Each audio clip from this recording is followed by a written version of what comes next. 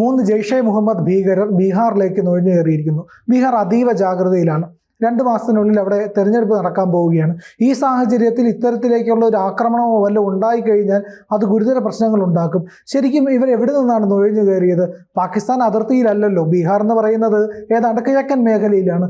ഇവരെവിടെ നിന്നാണ് സർ വന്നത്? എന്താണ് അവരുടെ നീക്കം? ഒരു നേപ്പാൾ അതിർത്തി വഴിയാണ് വന്നത്. അരാരി എന്ന് പറയുന്ന നേപ്പാൾ ബീഹാർ അതിർത്തി വഴിയാണ് വന്നത്. പോലീസ് ഇവരുടെ സ്കെച്ചുകൾ മുഴുവൻ ചിത്രങ്ങൾ പുറത്തിറങ്ങിയിട്ടുണ്ട്.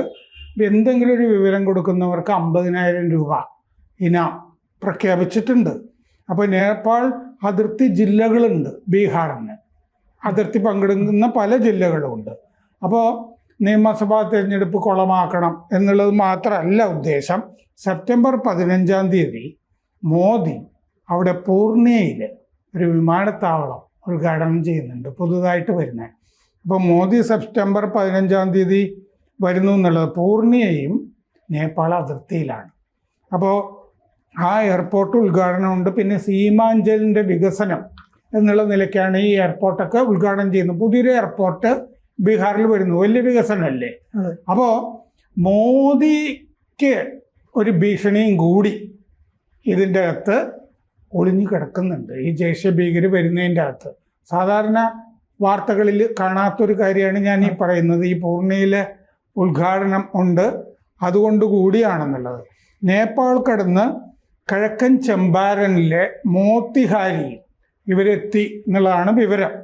അപ്പോൾ അരാരി വഴിയാണ് ഇവരെത്തിയത്. മോത്തിഹാരിയിലാണ് എത്തിയിരിക്കുന്നതെന്നുണ്ട്. ഒന്നാമത് ഏതാണ്ട് ഈ മുസ്ലിം മേഖലകളിൽ കൂടിയിട്ടാണ് ഈ വോട്ട് തണ്ടൽ യാത്ര രാഹുൽ ഗാന്ധിയുടെ കടന്നും പോകുന്നത്.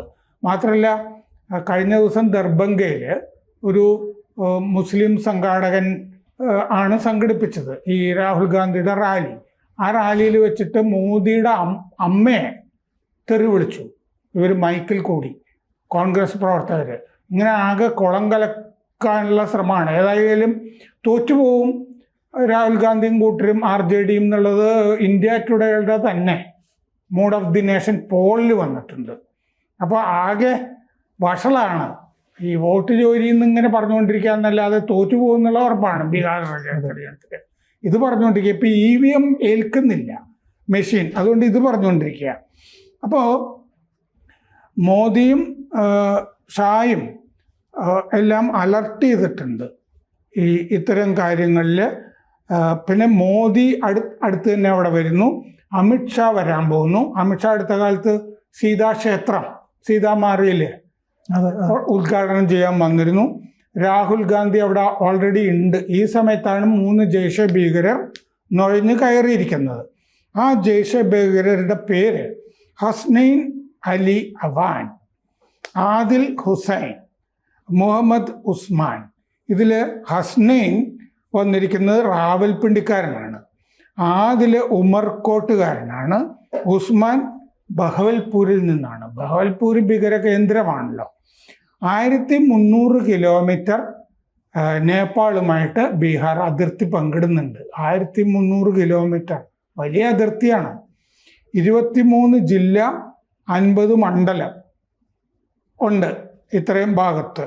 സീതാമാറി, മോട്ടിഹാരി ഇതൊക്കെ അതിർത്തി മേഖലകളാണ്. വ്യാഴാഴ്ചയാണ് ഈ 3 ജെയ്ഷെ ഭീകർ ബീഹാറിൽ എത്തിയിരിക്കുന്നത്.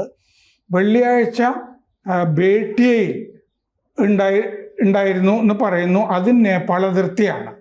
പടിഞ്ഞാറൻ ബീഹാറിലെ ഗോപാൽഗഞ്ച്, സിവൻ, സരൺ ഇതൊക്കെ ബീഹാർ നേപ്പാൾ അതിർത്തിയിൽപ്പെടുന്ന സ്ഥലങ്ങളാണ്. അപ്പോൾ മോദി പൂർണിയ എയർപോർട്ട് ഉദ്ഘാടനം ചെയ്യാൻ വരുന്നു സെപ്റ്റംബർ 15-ന് നേപ്പാൾ അതിർത്തി. അപ്പോൾ നേപ്പാൾ കടന്ന് ഇവർ എത്തിയിരിക്കുന്നത് എന്തു ഉദ്ദേശത്തിലാണെന്നുള്ള കാര്യം സംശയമാണ്. 3 നേതാക്കൾ അല്ലേ, 3 ദേശീയ നേതാക്കൾ, 2 BJPയുടെ വന്നിരിക്കുന്നു. അപ്പോൾ ഈ അലർട്ട് ചെയ്തിരിക്കുന്നത് ഇവരുടെ ആക്രമണം ഉണ്ടാകാൻ സാധ്യതയുള്ള സ്ഥലങ്ങൾ ജാഗ്രത പുലർത്താൻ അവിടെ വിന്യസിച്ചിട്ടുണ്ട്. ഒന്ന് രാജ്ഗീർ, ബുദ്ധനുമൊക്കെ ആയിട്ട് ബന്ധപ്പെട്ട ബോധ് ഗയ, പിന്നെ പാട്ന മഹാബോധിക്ഷേത്ര സമുച്ചയം ഗയയിലെ ഞാൻ പോയിട്ടുള്ള സ്ഥലങ്ങളാണ്. വിശ്വശാന്തി സ്തൂപം, രാജ്ഗീറിലെ വിശ്വശാന്തി സ്തൂപം, മഹാവീരക്ഷേത്രം, പിന്നെ ശ്രീഹരി മന്ദിർ, പാട്ന സാഹിബ്, ഈ പ്രദേശങ്ങളിലൊക്കെ ആക്രമണമുണ്ടാവാം എന്നുള്ള സൂചനയുണ്ട്. അതിനു വേണ്ടിയിട്ടാണ് ജെയ്ഷെ ഭീകരർ എത്തിയിരിക്കുന്നത് എന്നുള്ള വിവരമുണ്ട്. അവിടെയൊക്കെ ജാഗ്രത പുലർത്താനുമൊക്കെ ആവശ്യപ്പെട്ടിട്ടുണ്ട്. അതായത് ബുദ്ധിസ്റ്റ് കേന്ദ്രങ്ങൾ, ബുദ്ധമത കേന്ദ്രങ്ങൾ, ഇപ്പോൾ അവിടെ ഒരു ബുദ്ധമത സർക്യൂട്ട്, ടൂറിസം സർക്യൂട്ട് ഉണ്ടാക്കിയിട്ടുണ്ടല്ലോ. ബീഹാറിലെ സ്ഥലങ്ങൾ ഈ രാജ്ഗീർ, ബോധ്ഗയ തുടങ്ങി ലുംബിനി വരെ നേപ്പാളിലെ ഒരു ബുദ്ധിസ്റ്റ് സർക്യൂട്ട് ഉണ്ട്. അപ്പോൾ ഇതൊക്കെ ലക്ഷ്യമാക്കി ബുദ്ധിസ്റ്റ് സർക്യൂട്ടിന് കുഴപ്പം വരുത്തണം. അതുപോലെ മോദി അവിടെ വരുന്നുണ്ട്. അതിനു മുമ്പ് പലപ്പോഴും ഈ ഇങ്ങനെ പോകുന്നതിന് മുമ്പാണല്ലോ ആ യാത്ര, നമ്മുടെ കശ്മീരിലുമൊക്കെ ആക്രമണമൊക്കെ നടത്തുന്നതൊക്കെ ഇവര്. ഉത്തർപ്രദേശിൽ നിന്നുള്ള ആളുകൾ മറ്റേ വൈഷ്ണോ ദേവി ക്ഷേത്രത്തിലേക്ക് യാത്ര ബസ്സിൽ പോകുമ്പോഴും ഒക്കെ, അമർനാഥിലേക്കും ഒക്കെ പോകുമ്പോഴും ഒക്കെ ഇവര് യു പിയിൽ നിന്ന് ബസ്സിൽ പോകുന്നവരെയൊക്കെ തടഞ്ഞു നിർത്തിയൊക്കെ കഴിഞ്ഞ കൊല്ലം ആക്രമിച്ചിട്ടുണ്ട്. കുറെ യാത്രക്കാരെ പുറത്തേക്ക് വിളിച്ചു വരുത്തി വെടിവെച്ച് കൊല്ലുകയൊക്കെ ചെയ്തിരുന്നല്ലോ. അപ്പോൾ ഇങ്ങനെ അത് ഇവര് സാധാരണ ചെയ്യുന്ന മോദിയുടെ സത്യപ്രതിജ്ഞയുണ്ടല്ലോ, ആ ദിവസമാണ് ആ കൊലപാതകം തീർത്ത യാത്രക്കാരെ കൊന്നത്. എന്ന് പറഞ്ഞ പോലെ മോദി പൂർണിയ എയർപോർട്ട് ഉദ്ഘാടനത്തിന് വരുന്ന ദിവസമോ അതിന് മുമ്പോ, ഇപ്പൊ പഹൽഗാം എന്ന് പറഞ്ഞാല് ഏതാണ്ട് ഒരു കൊല്ലമൊക്കെ എടുത്താണല്ലോ അവര് പ്ലാൻ ചെയ്തിരിക്കുന്നത്. അപ്പൊ പൂർണിയ എയർപോർട്ട് ഉദ്ഘാടനം നടക്കുമ്പോൾ സീമാഞ്ചലിലെ വലിയ വികസന പദ്ധതിയാണ്. അത് കുഴപ്പത്തിലാക്കണം എന്ന് വിചാരിച്ചിട്ട് അതിൻ്റെ ഒരു ശോഭയുണ്ടല്ലോ, അത് കെടുത്തണം എന്ന് വിചാരിച്ചിട്ട് ഈ ബോധ്ഗയയിലോ രാജ്ഗീറിലോ ഒക്കെ ഒരു ആക്രമണം നടത്താം ജെയ്ഷെ ഭീകരർ. ഇവർക്കിതിനൊന്നും മടിയില്ലല്ലോ. പാർലമെന്റ് ആക്രമണം, മറ്റേ അക്ഷർധാം ആക്രമണം തുടങ്ങി പലതും ചെയ്യുന്നതാണ്. ഇപ്പോഴാണെങ്കിൽ ഇവര് സോഷ്യൽ മീഡിയ, ടെലഗ്രാം വഴിയൊക്കെ 133 ഇല്ലേ മർക്കസ് സ്ഥാപിക്കാൻ മറ്റേ പണം പിരിക്കുന്നുണ്ട്. 120 കോടിയോളം രൂപ പാകിസ്ഥാൻ പട്ടാളത്തിന്റെ സഹായത്തോടു കൂടി ഈ ബഹവൽപൂരിലുമൊക്കെയുള്ള ഡിജിറ്റൽ വാലറ്റുകൾ വഴി ബഹവൽപൂരിലൊക്കെ കേന്ദ്രങ്ങളിൽ 133 മർക്കസ് പുതിയതായിട്ട് തകർത്തത്, ഇന്ത്യ തകർത്തതും ഒക്കെ വീണ്ടും പണിയാനും ഒക്കെ ആയിട്ട് ഡിജിറ്റൽ വാലറ്റുകൾ വഴി പണം പിരിക്കുന്നുണ്ട്. ഗൾഫിൽ നിന്ന് നന്നായിട്ട് അതിന് പണവും വരുന്നുണ്ട്. ഈ പട്ടാളത്തിൻ്റെ സഹായമൊക്കെ കിട്ടുന്നുണ്ട്. പട്ടാളത്തിന് നേരിട്ട് ഇന്ത്യയായിട്ട് ആക്രമണം വന്നു കഴിഞ്ഞാൽ അത് ഓപ്പറേഷൻ സിന്ദൂറിൽ കണ്ടതാണ്. അതുകൊണ്ടാണ് ഈ നിഴൽ യുദ്ധങ്ങൾ നടത്തുന്നത്. പാകിസ്ഥാൻ അടങ്ങിയിരിക്കുന്നില്ല. പാകിസ്ഥാൻ അടങ്ങിയിരിക്കാനായിട്ട് അമേരിക്ക സമ്മതിക്കുകയില്ലല്ലോ. കാരണം അമേരിക്കയ്ക്ക് കിരാന ഹില്ലിൽ പണി കിട്ടിയതാണ് ഓപ്പറേഷൻ സിന്ദൂറിൽ. അവരടങ്ങിയിരിക്കില്ല.